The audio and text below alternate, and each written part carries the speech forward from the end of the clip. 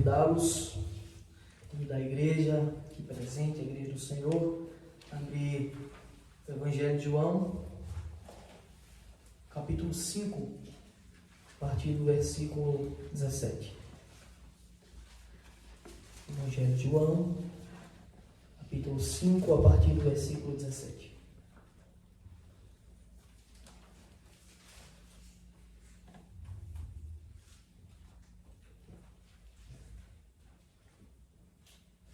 Os irmãos encontraram? Amém. Isso é do versículo 17 ao versículo 30. Penso que os irmãos, de forma muito atenta e reverente à palavra de Deus, observem com atenção as instruções do nosso Deus. Diz assim a palavra do Senhor: Mas ele lhes disse: Meu pai trabalha até agora, e eu trabalho também. Por isso, pois, os judeus ainda mais procuravam matá-lo, porque não somente violava o sábado, mas também dizia que Deus era seu próprio pai, fazendo-se igual a Deus. Então lhes falou Jesus: Em verdade vos digo que o Filho nada pode fazer de si mesmo, senão somente aquilo que vir fazer o Pai, porque tudo o que este fizer, o Filho também semelhantemente o faz.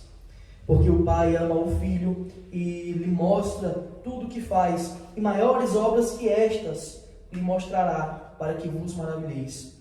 Pois assim como o Pai ressuscita e vivifica os mortos, assim também o Filho vivifica aqueles a quem quer.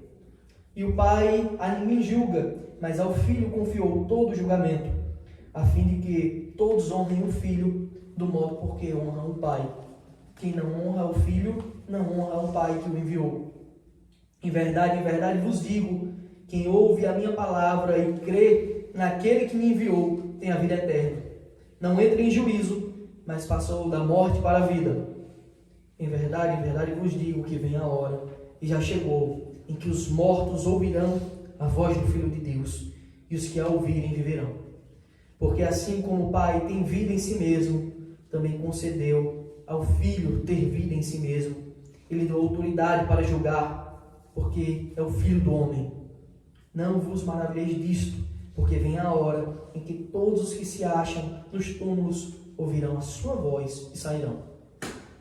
Os que tiverem feito bem para a ressurreição da vida, e os que tiverem praticado mal para a ressurreição do juízo. Eu nada posso fazer de mim mesmo, na forma porque ouço, julgo. Meu juízo é justo, porque não procuro a minha própria vontade, e sim a daquele que me enviou. Amém. Oremos.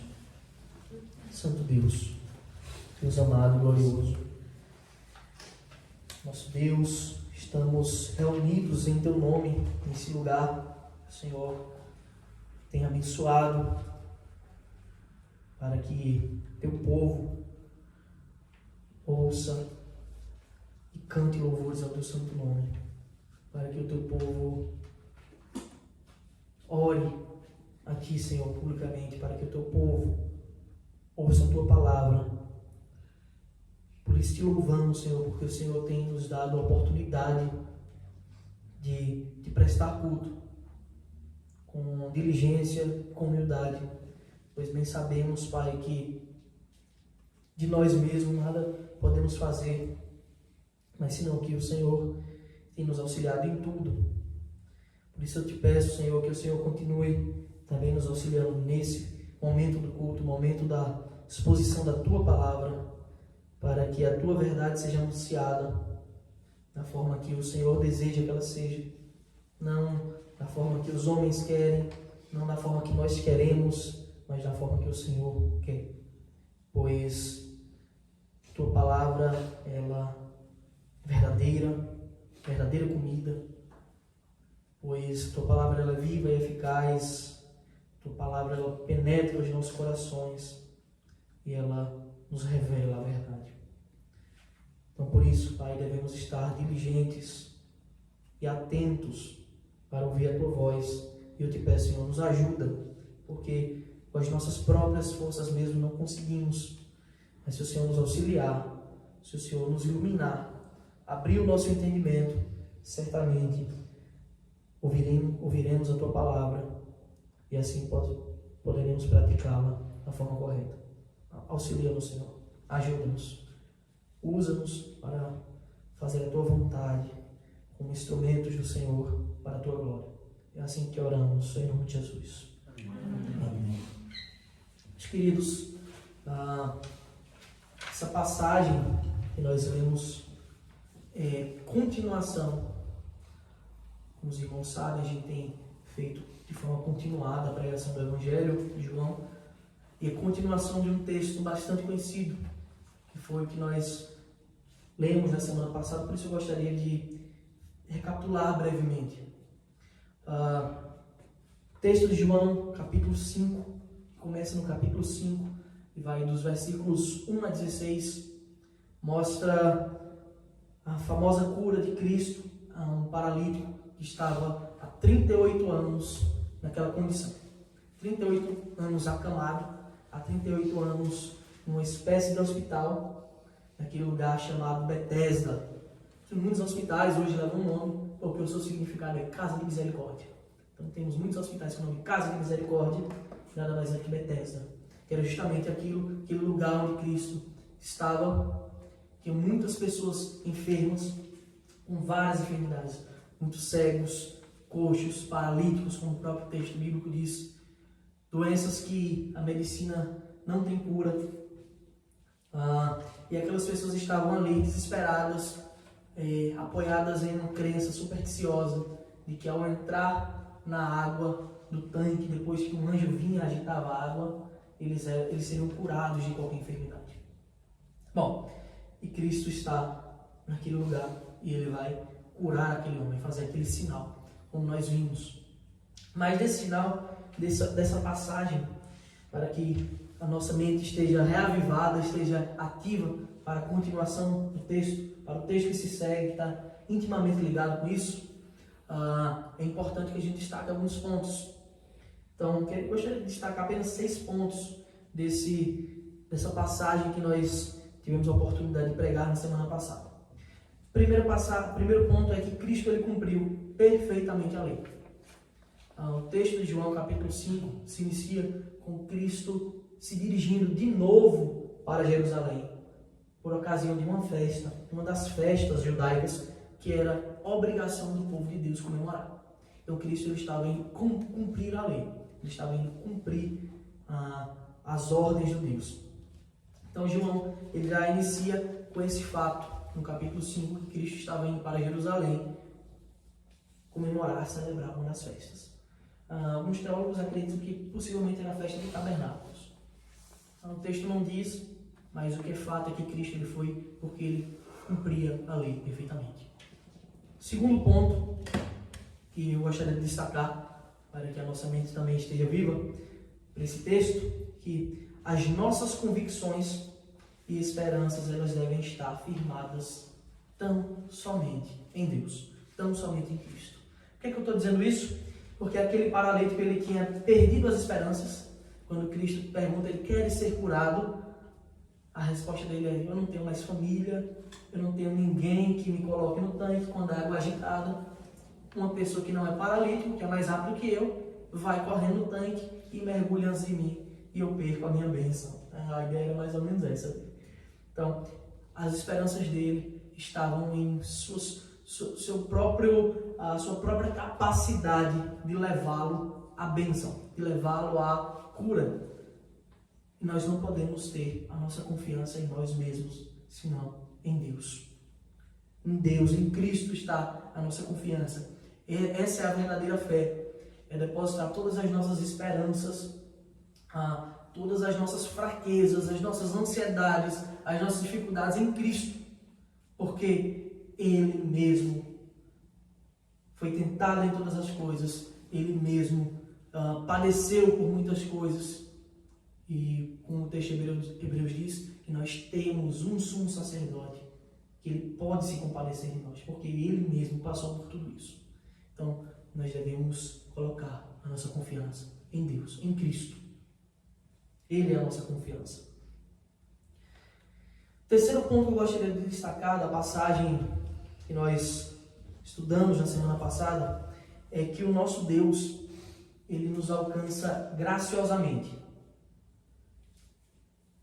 Isso significa que o nosso Deus, ele, quando nos salva, quando ele nos abençoa, ele faz isso graciosamente. O significado disso é por favor. Ele faz as suas bênçãos de forma que ele dá um favor a nós. É graça. Nós não podemos comprar, nós não podemos adquirir com os nossos esforços, como aquele homem achava que a cura dele estava atrelada ao seu esforço de chegar primeiro, a sua capacidade. E nós vemos que Deus nos alcança graciosamente, senão que um momento a gente estava perdido e Ele envia servos para pregar o Evangelho e nós ouvimos e cremos, quando antes éramos inimigos, Ele nos transforma em amigos de Deus. Então, Cristo chega para ele e faz a pergunta: quer ser curado? Ele não chega para Cristo e pede, mas o próprio Deus oferece o favor a ele. Como o próprio Cristo, ele tem constantemente nos oferecido o favor das suas misericórdias, o favor da sua graça salvadora, que um dia estávamos perdidos e no outro ele nos encontrou e nos deu a vida eterna.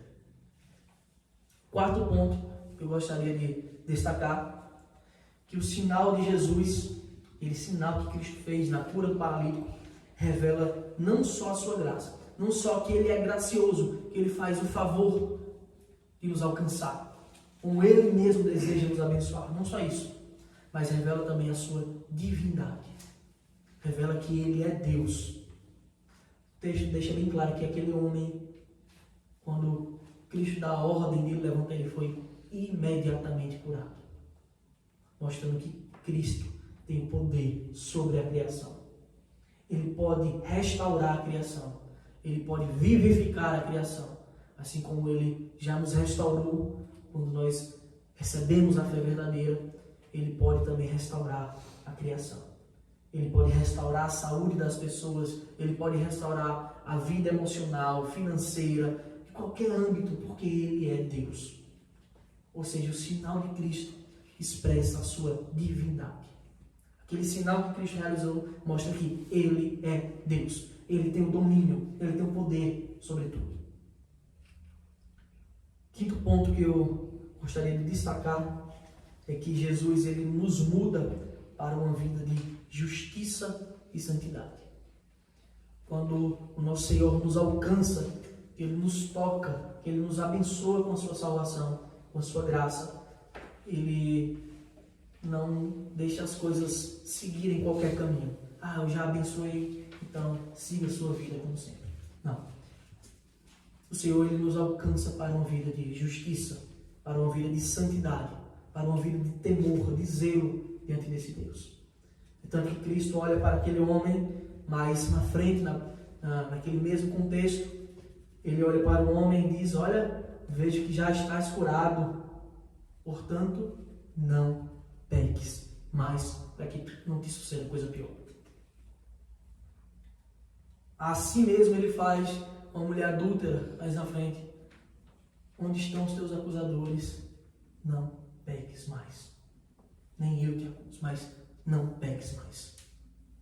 O Senhor nos dá a oportunidade de viver a verdadeira vida, a vida de justiça, a vida de santidade diante dele. Ele nos dá os meios, ele mesmo vivifica, ele mesmo fortalece com o seu Santo Espírito a nossa vida, de forma que podemos sim buscar esse Deus. Podemos sim buscar uma vida de justiça, uma vida santa, uma vida que se aparta do mal. E por fim, as obras de Deus, o descanso e o legalismo. O sexto ponto que eu quero relembrar. As obras de Deus, o descanso e o legalismo. Para isso eu gostaria de ler com os irmãos o versículo 16, foi o último versículo do sermão passado, que diz: e os judeus perseguiam Jesus porque fazia estas coisas no sábado.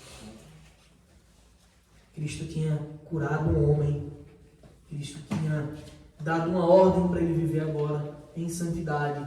Ele tinha se revelado como alguém que cumpria a lei, que estava obediente à lei. mas também alguém que era misericordioso, santo, perfeito, justo, poderoso. E agora vemos os judeus, os fariseus, querendo distorcer a obra de Cristo e dizer que aquilo que ele tinha feito não devia ser feito, porque ele fez no sábado. De forma legalista, eles criavam leis em cima de leis para prender, para amordaçar o homem. E eles queriam aplicar isso a Cristo. Mas nós vemos que a sua obra foi a verdadeira obra de misericórdia. Por isso que, imediatamente após o versículo 16, o texto continua. Ele continua sem uma quebra. É a mesma narrativa. Versículo 17 é a resposta de Cristo quanto a esse questionamento dos fariseus, dos legalistas. E aqui nós vemos o perigo de ser legalista, o perigo de querer impor sobre os homens um jugo que Deus não impõe. A gente acaba criando regras, leis, quando ao homem não foi dado a prerrogativa de legislar, não foi dada a prerrogativa de criar leis, senão de obedecer à ordem de Deus. E os homens criavam leis e prendiam as pessoas, e elas cada vez mais ficavam enredadas no legalismo, achando que a sua salvação, achando que a sua vida estava toda dependente daquilo. A sua salvação depende de você, no sábado, poder dar apenas tantos passos. Se você der um passo a mais, você pecou, já perdeu. E quantas doutrinas não fazem isso? Agem com legalismo nos mais diversos contextos. Algumas dizem que os seus sacerdotes não podem casar, quando Deus deu uma ordem, uma bênção para o homem de casar, de construir família, de ser fecundo. Nós vemos as doutrinas mais variadas, criando leis e cercando os homens. Olha, você só pode usar determinado tipo de roupa. Se usar uma roupinha diferente assim, você pecou. A gente não vê isso na Escritura. Nós não vemos isso na Escritura. Então, o primeiro ponto que eu quero tratar com os irmãos, extremamente precioso, extremamente importante para a vida da igreja, é o dia do Senhor. Primeiro ponto. Versículos 17 e 18. Versículo 17 diz, é a resposta de Cristo, quando os judeus disseram no versículo 16, os judeus perseguiam Jesus porque fazia estas coisas no sábado. Versículo 17, mas ele lhes disse, meu pai trabalha até agora e eu trabalho também.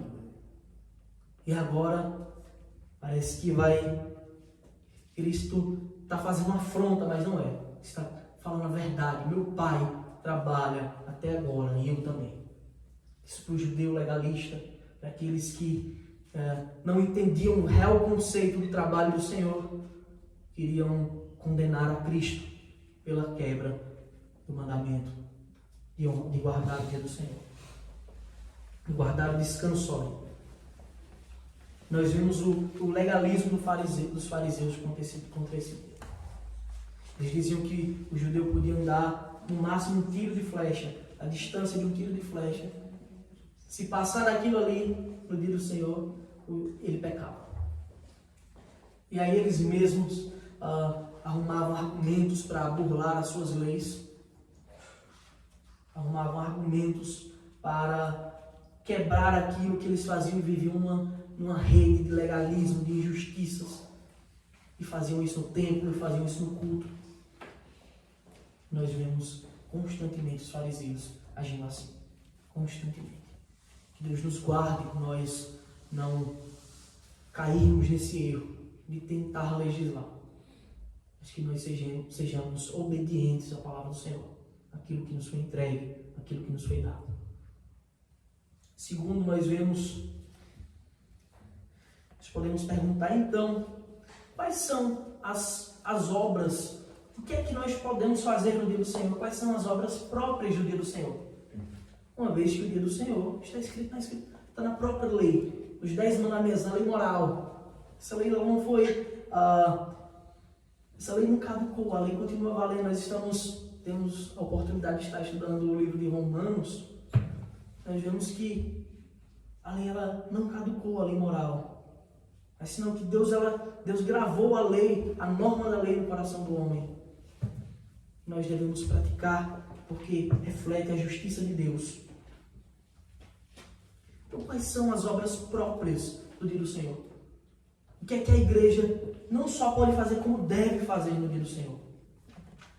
Em primeiro lugar, o dia do Senhor é dia de culto. Nós devemos prestar culto a esse Deus.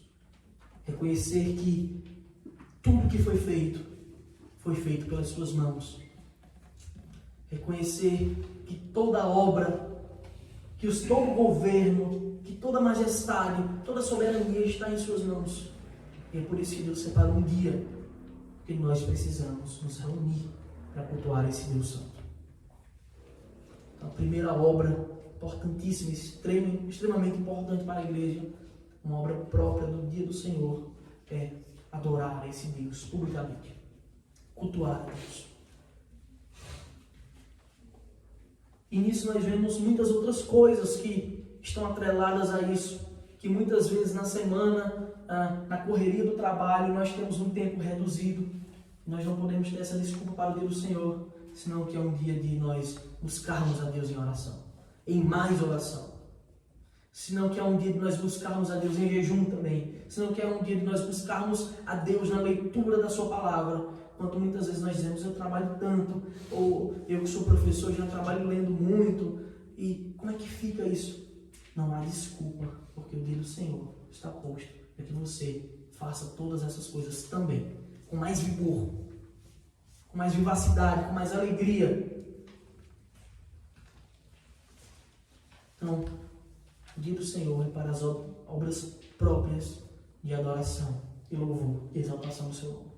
Mas também outras coisas podem ser feitas, devem ser feitas no dia do Senhor. As obras de necessidade, aquilo que é extremamente necessário, deve ser feito. Tem uma passagem em Mateus que os discípulos, eles catam espigas e eles são repreendidos por isso, por catar espigas porque estavam com fome. Meus irmãos, é fundamental para o ser humano comer para sobreviver. Você não pode guardar o dia do Senhor se você não estiver vivo. O ser humano ele tem a necessidade de se alimentar. Assim como Davi teve que comer algumas comidas, como a gente vê algumas passagens na Escritura, nós devemos entender que as obras de necessidade elas também são próprias do dia do Senhor. Temos também as obras de misericórdia. Como exemplo, temos o próprio Cristo, acabando de realizar uma obra de misericórdia. Ele olha para aquele homem que estava necessitado, estava desesperançoso, há 38 anos, paralítico. 38 anos vivendo com aquela chaga. Uma vida limitada, extremamente limitada pela sua condição física. E Cristo agora vai fazer o que ninguém fez por ele. Ele vai olhar com misericórdia para aquele homem, uma obra própria do dia do Senhor. Ele vai perguntar: queres ser curado? Diz que nós devemos constantemente realizar essa obra de misericórdia. Nós constantemente somos compelidos pelo Espírito de Deus, principalmente no dia do Senhor, mas também nos outros dias, a olhar para as pessoas aí afora e perguntá-las: você quer ser curado? E a pessoa pode até dizer: mas eu sou salvo, não tem problema nenhum. Mas você está corrompido pela chaga do pecado e você precisa ser curado. Essa é uma obra própria do dia do Senhor, pregar o Evangelho e revelar às pessoas que há um médico. Há um médico muito mais poderoso que toda a medicina. Que Ele é o Criador. Ele é aquele que vivifica os mortos. Ele é aquele que dá vida verdadeira. E nós somos compelidos pelo Espírito a pregar a sua palavra. E esta é, sem dúvida, uma obra própria do dia do Senhor. Mas eu não tenho condição de pregar o Evangelho na semana, eu trabalho tanto, ou eu não tenho condição de sair por aí, ou então de visitar uma pessoa. Faça isso no dia do Senhor. No seu descanso, pregue a palavra. Ensine as pessoas de que elas precisam conhecer o verdadeiro Deus. E quantas pessoas nós vemos Deus curar nos cultos, principalmente espiritualmente, dando a verdadeira salvação para eles. E nós sabemos que a salvação é obra de Deus. E Ele faz isso no seu próprio dia, portanto, é evidente que Ele trabalha. Mas não é qualquer trabalho. É o seu santo trabalho. E aí talvez alguém faça a pergunta, depois de falar tanto do dia do Senhor, que é uma coisa própria do texto, é o que vai fazer com que Cristo passe a ser, a partir de agora, desse momento do Evangelho, perseguido. A primeira grande afronta que acontece contra Cristo é quando os fariseus olham para Ele e dizem que Ele quebrava o dia do Senhor e se fazia igual a Deus. E é uma pergunta muito pertinente agora para esse momento. Então, qual é o dia do Senhor? Sábado? Ou domingo? Porque nós entendemos que é o domingo porque a maioria dos cultos são de fato feitos no domingo. Qual é o dia do Senhor? Para isso eu gostaria de fazer um breve passeio com os irmãos pela Escritura do nosso Deus. Eu quero convidá-los a abrir em Gênesis capítulo 2, segundo capítulo da Escritura. Nós já lemos o penúltimo, agora vamos ler o segundo capítulo da Escritura. Gênesis capítulo 2, os versículos 1 a 3.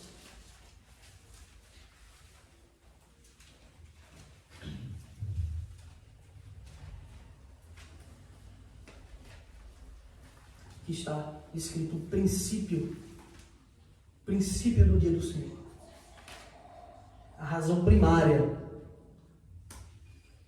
Diz assim: assim, pois, foram acabados os céus e a terra e todo o seu exército. Deus realizou a obra da criação. E havendo Deus terminado no dia 7º a sua obra que fizera, descansou nesse dia de toda a sua obra que tinha feito. Deus trabalhou 6 dias criando, e agora é dito que Deus descansou da sua obra. Versículo 3: e abençoou Deus o dia 7º e o santificou, porque nele descansou de toda a obra que como Criador fizera. Aqui está o princípio do dia do Senhor. Deus criou todas as coisas. E desta obra da criação, Ele descansou e santificou o dia 7º. Mas eu quero pedir agora para os irmãos darem um pequeno salto para o próximo livro da Escritura, o livro de Êxodo, no capítulo 20.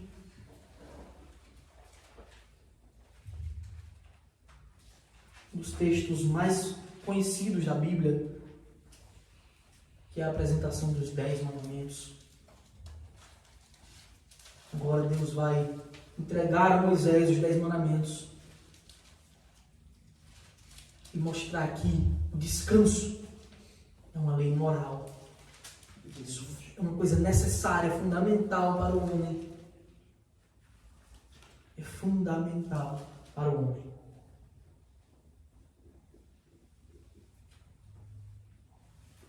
Êxodo capítulo 20, a partir do versículo 8 diz: lembra-te do dia de sábado para o santificar. 6 dias trabalharás e farás toda a tua obra. Mas o 7º dia é o sábado do Senhor teu Deus. Não farás nenhum trabalho, nem tu, nem o teu filho, nem a tua filha, nem o teu servo, nem a tua serva, nem o teu animal, nem o forasteiro das tuas portas para dentro. E agora o motivo: porque em 6 dias fez o Senhor os céus e a terra e o mar e tudo que neles há. E ao 7º dia descansou. Por isso o Senhor abençoou o dia de sábado e o santificou. Está o motivo. Deus criou todas as coisas e descansou da sua obra que fizera no dia 7º. Mas eu gostaria que os irmãos dessem mais um breve salto para o livro de Deuteronômio, capítulo 5. Texto conhecido agora como a repetição da lei. A repetição da lei para o povo de Deus. Deuteronômio, capítulo 5, quinto livro da Escritura.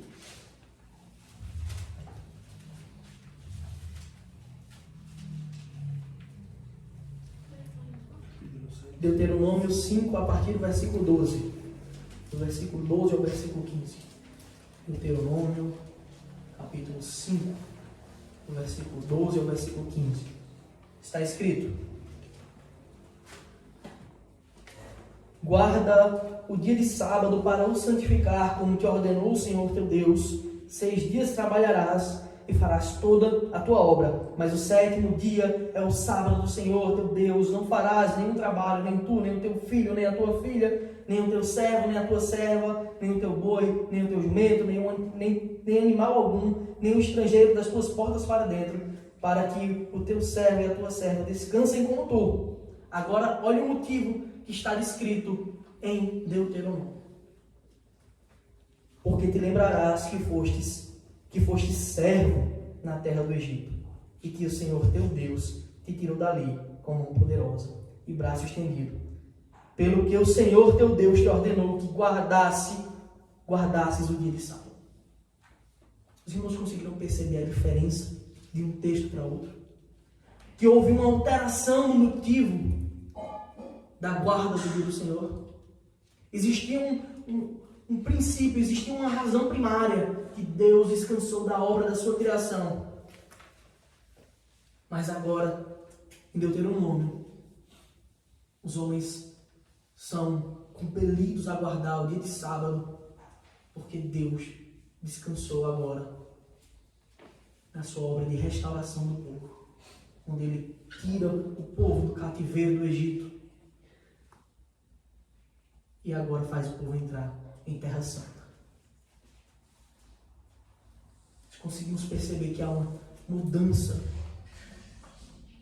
na razão da guarda do dia de sábado. Por isso agora vamos voltar para o texto de João, capítulo 5, versículo 17.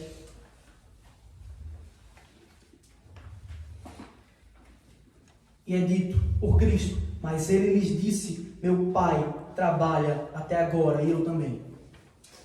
E alguém poderia perguntar, como assim? Então você está dizendo que Deus que descansou trabalha até agora e você também. Duas coisas, não só que Deus está trabalhando, mas você está usando esse argumento para você, na visão deles, obviamente, quebrar o dia de sábado, quebrar o mandamento do Senhor e está se colocando igual a Deus como filho dele. Meu Pai trabalha até agora e eu também. E a pergunta é: que trabalho é esse então? Que trabalho é esse? Cristo está olhando para ele e está dizendo: meu Pai trabalha até agora e eu também. Veja que as obras sempre são escritas. Deus descansou porque Ele trabalhou criando tudo. Não que Deus necessitasse descansar, mas que Ele deu essa norma para que os homens vivessem assim, porque assim é a sua vontade. Isso é bom para nós. Depois nós vemos que somos convidados a descansar, porque antes o povo foi escravo na terra do Egito e Deus libertou. Mas agora, que obra é essa que Cristo está dizendo? Eu e meu Pai, nós trabalhamos até agora. É certo que o Pai descansou da obra da criação, como está escrito. Mas imediatamente, o próprio Deus iniciou outra obra própria dele, a obra da providência. Deus constantemente tem agido com providência. Se nós acordamos em qualquer dia que seja e o sol brilha para nós, se nós acordamos em qualquer dia que seja e nós respiramos oxigênio, e nós vemos as coisas funcionando, é porque Deus tem sustentado todas as coisas pela palavra do seu poder. De fato, Deus não descansa, Ele não dorme, mas Ele constantemente tem agido com providência e tem sustentado todo o universo.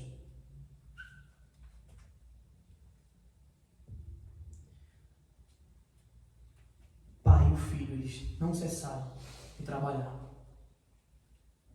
Imediatamente após o ocorrido em Gênesis capítulo 3, inicia-se uma nova obra. Portanto, mais uma vez agora, peço que com atenção os irmãos abram a Escritura no livro de Gênesis, no capítulo 3, para o fato mais terrível que já se aconteceu, que já foi notificado na história,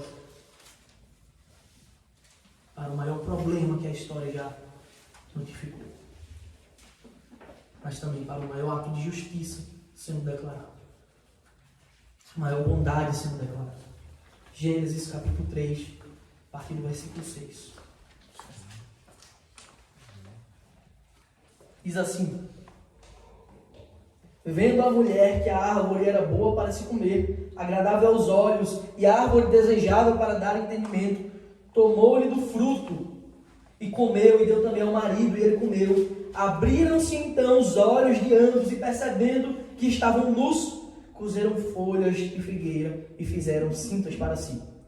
Quando ouviram a voz do Senhor Deus, que andava no jardim pela viração do dia, esconderam-se da presença do Senhor Deus, o homem e sua mulher, por entre as árvores do jardim. E chamou o Senhor Deus ao homem e lhe perguntou: onde estás? Ele respondeu: ouvi tua voz no jardim, e porque estava nu, tive medo e me escondi. Perguntou-lhe Deus: quem te fez saber que estavas nu? Comestes da árvore de que te ordenei que não comesses? Então disse o homem: a mulher que me deste por esposa, ela me deu da árvore e eu comi. Disse o Senhor Deus à mulher: que é isso que fizeste? Respondeu a mulher: a serpente me enganou e eu comi. Então o Senhor Deus disse à serpente: visto que isso fizeste, maldita és entre todos os animais domésticos e o és entre todos os animais selváticos. Rastejarás sobre o teu ventre e comerás pó todos os dias da tua vida. Versículo 15. Porém, inimizade entre ti e a mulher, entre a tua descendência e o seu descendente. Este te ferirá a cabeça e tu lhe ferirás o calcanhar. Aqui inicia-se a obra da redenção. O homem caiu em pecado, caiu em desgraça, e o pecado passou a todos os homens, bem como a morte física, espiritual e eterna. E imediatamente vemos Deus anunciando que Ele agora ia providenciar uma solução para esse problema. Porém, inimizade entre ti e a mulher, entre a tua descendência e o seu descendente. Ele está falando de Cristo. Este te ferirá a cabeça e tu lhe ferirás o calcanhar. E a mulher disse: multiplicarei sobre modo os sofrimentos da tua gravidez, em meio de dores darás à luz filhos, o teu desejo será para o teu marido, e ele te governará. E Adão disse: visto que atendeste a voz da tua mulher, e comeste da árvore que eu te ordenara, não comesses, maldita é a terra por tua causa. Em fadigas obterá dela o sustento durante os dias da tua vida. Ela produzirá também cardos e abrolhos, e tu comerás a erva do campo.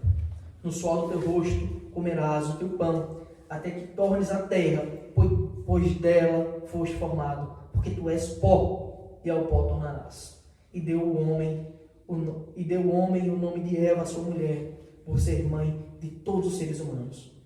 Fez o Senhor Deus vestimenta de peles para Adão e a sua mulher, e os vestiu. Deus fez vestimentas, não mais de folhas, mas de peles para Adão e para Eva. E para fazer vestimentas de peles, meus irmãos, é necessário que algum animal seja morto. Para que nossos pecados eles sejam cobertos, era necessário que o Cordeiro de Deus, santo e puro, fosse imolado, fosse sacrificado em nosso lugar, para cobrir os nossos pecados. E imediatamente aqui inicia-se a obra da redenção. Deus providenciando tudo para que a nossa salvação fosse concluída. E nós vemos que quem termina a sua obra, quem consuma de fato, apesar de ainda na história estarmos vivendo ela, mas ela já está acabada, porque Ele já fez tudo. Quem termina a sua obra é Cristo. Cristo termina a sua obra. Então convido que os irmãos, no livro de João, capítulo 20, Abram suas escrituras. João, capítulo 20. Os versículos 1 a 10. É dito. As primeiras palavras desse capítulo são extremamente importantes. Porque tudo isso começou com uma pergunta. Toda essa exposição começou com: afinal, qual é o dia do Senhor? O sábado ou o domingo? Versículo 1, capítulo 20, versículo 1. No primeiro dia da semana. Primeiro dia da semana, meus irmãos, é o domingo. No primeiro dia da semana, Maria Madalena foi ao sepulcro de madrugada, sendo ainda escuro, e viu que a pedra estava revolvida. Então correu e foi ter com Simão Pedro e com outro discípulo a quem Jesus amava. E esse discípulo é o próprio João que está escrevendo. Quem Jesus amava. E disse-lhes: tiraram do sepulcro o Senhor e não sabemos onde o puseram. Saiu, pois, Pedro e o outro discípulo e foram ao sepulcro. Ambos corriam juntos, mas o outro discípulo correu mais depressa do que Pedro e chegou primeiro ao sepulcro. E abaixando-se, viu os lençóis de linho, todavia não entrou. Então Simão Pedro, seguindo, chegou e entrou no sepulcro. Ele também viu os lençóis e o lenço que estivera sobre a cabeça de Jesus, e que não estava com os lençóis, mas deixado no lugar à parte. Então entrou também o outro discípulo que chegara primeiro ao sepulcro e viu e creu, pois ainda não tinham compreendido a Escritura de que era necessário ressuscitar ele dentre os mortos. E voltaram os discípulos outra vez para casa. Aqui está narrada a ressurreição de Cristo. E os discípulos vão procurá-lo no sepulcro, mas ele não estava mais lá. Como diz a bela canção, Projeto Solo, procuraram ele entre os mortos, mas procuraram aquele que estava vivo, e onde ele completa toda a sua obra da redenção. Se Deus criou o mundo em 6 dias e no 7º descansou, e a partir daí providenciou tudo, agora temos desde o começo da história o Senhor trabalhando em uma obra. A obra é para redimir toda a criação do cativeiro do pecado. Redimir toda a criação da morte que passou a todos os homens, a todos os seres, porque todos pecaram. E agora Ele conclui a sua obra. Ele conclui a sua obra no primeiro dia, quando Cristo ressuscita. Porque se Jesus não ressuscitou, a nossa fé é vã. Mas Ele ressuscitou no primeiro dia. Por isso que o seu dia, o dia para que nós prestemos culto a Ele, para que nós realizemos todas essas obras de misericórdia, é o primeiro dia, é o domingo do Senhor. Vamos retornar ao texto.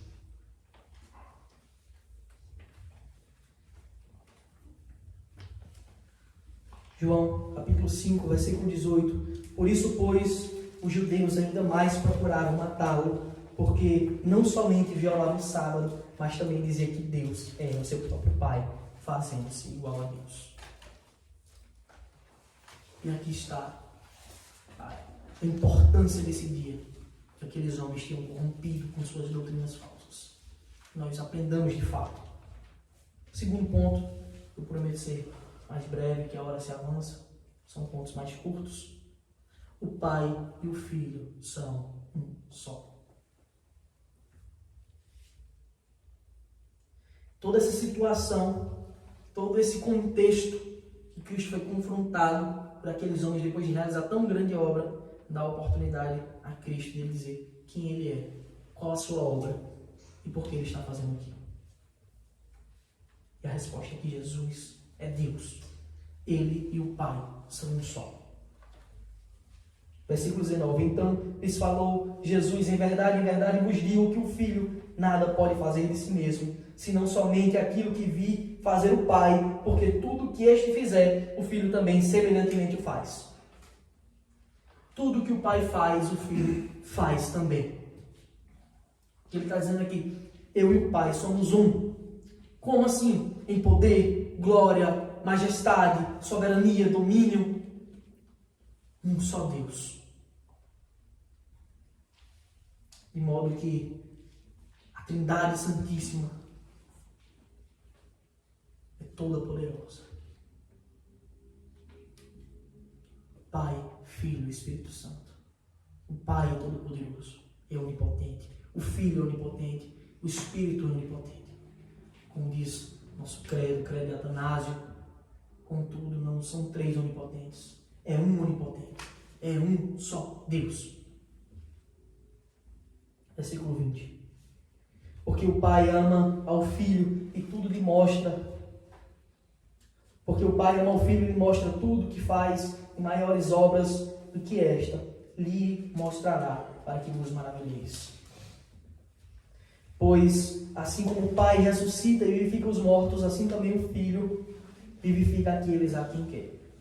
Eles estavam achando glorioso um homem paralítico passando a andar. Muito maior que isso é Cristo levantar os mortos. Não somente os mortos que morreram fisicamente e ressuscitaram, como ele fez com Lázaro, mas nós que antes estávamos mortos em nossos delitos e pecados, ele nos deu verdadeira vida. Ele nos deu vida juntamente com Cristo. Por isso que pela graça sois salvos, porque ele fez isso tudo com favor, com amor, de graça, com misericórdia. Versículos 22 e 23 diz: E o Pai a ninguém julga, mas ao Filho confiou todo o julgamento, a fim de que todos honrem o Filho, no modo porque honra o Pai. Quem não honra o Filho, não honra o Pai que o enviou. Nós temos agora Cristo, o juiz supremo do universo. Pois Deus Pai colocou em suas mãos todo o julgamento, de forma que todos prestarão contas diante desse Deus. João capítulo 3, os versículos 17 a 19, expressa como é esse julgamento. Porquanto Deus enviou o seu Filho ao mundo, não para que julgasse o mundo, mas para que o mundo fosse salvo por ele. Quem nele crê não é julgado, o que não crê já está julgado, porquanto não crê no nome do unigênito Filho de Deus. O julgamento é este, que a luz veio ao mundo, e os homens amaram mais as trevas do que a luz, porque as suas obras eram más. Todo julgamento se dará em Cristo. Todo julgamento se dará em Cristo. Só existem dois grupos de pessoas: os que o receberam e os que o rejeitaram. Se há alguma forma de honrar o Pai, é honrando ao Filho. Se há alguma forma de exaltar o Pai, de obedecer ao Pai, é obedecendo ao Filho e se sujeitando a Cristo. Os versículos 24 a 26 é dito: em verdade vos digo, quem ouve a minha palavra e crê naquele que me enviou, tem a vida eterna. Não entra em juízo, mas passou da morte para a vida. Você precisa crer. Crer que o Pai me enviou. Que só assim há salvação verdadeira. 25. Em verdade vos digo que vem a hora, e já chegou, em que os mortos ouvirão a voz do Filho de Deus, e os que a ouvirem viverão. Porque assim como o Pai tem vida em si mesmo, também concedeu ao Filho ter vida em si mesmo. Todos estes versículos, todos esses confirmam uma verdade que está expressa em João capítulo 10, versículo 30. Um versículo simples. Eu e o Pai somos um. Aqueles fariseus estavam querendo encurralar Cristo, estavam perseguindo ele, porque ele tinha se colocado como igual ao Pai. Mas essa é a verdade. Eu e o Pai somos um. O seu julgamento é santo, o seu julgamento é perfeito. E esse é o terceiro ponto. Verdadeiro juízo, verdadeiro julgamento.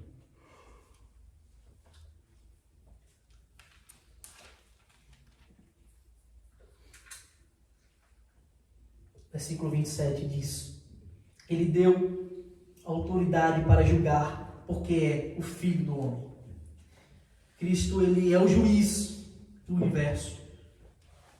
Não só porque ele cumpriu toda a lei. Ele é o juiz do universo, não foi só porque ele obedeceu, ele participou, celebrou as festas, os 10 mandamentos, ele cumpriu perfeitamente, cabalmente, cada preceito, cada detalhe.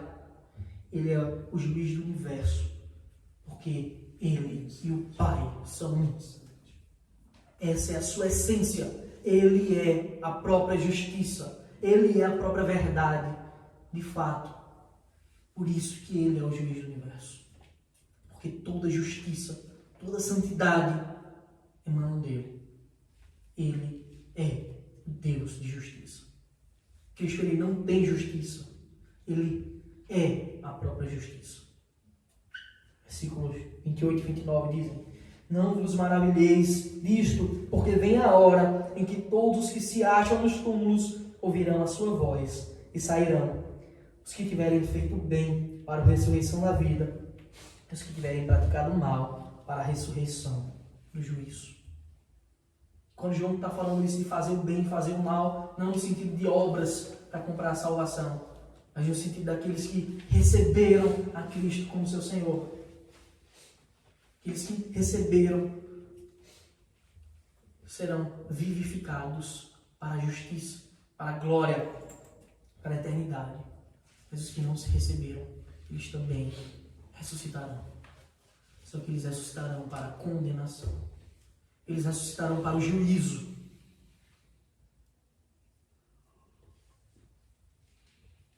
Versículo 30. Eu nada posso fazer de mim mesmo, na forma porque eu ouço julgo. O meu juízo é justo, porque não procuro a minha própria vontade, e sim a daquele que me enviou.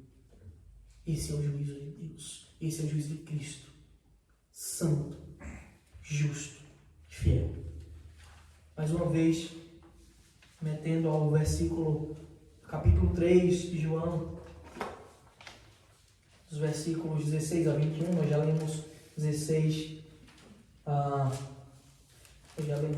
20 agora há pouco, só leu o 21. Quem pratica a verdade aproxima-se da luz, a fim de que as suas obras sejam manifestas, porque feitas em Deus. Portanto, se há um convite que eu posso fazer essa noite, que você precisa aproximar-se da luz. Você precisa experimentar de Cristo. Você precisa provar e ver que Ele é bom. Você precisa aproximar-se da luz. A verdadeira luz que vem ao mundo, ela ilumina todo mundo. Interessante como nós fazemos convites para tantas coisas. Nós somos convencidos por tantas pessoas como o que comprar, o que vender, qual o melhor lugar para ir, o melhor passeio. Mas quando nós somos chamados para conhecer a Cristo, a gente vira o rosto. Muitos esnobam, esquecem que há um Deus. Me lembro de uma propaganda da Sky, de TV,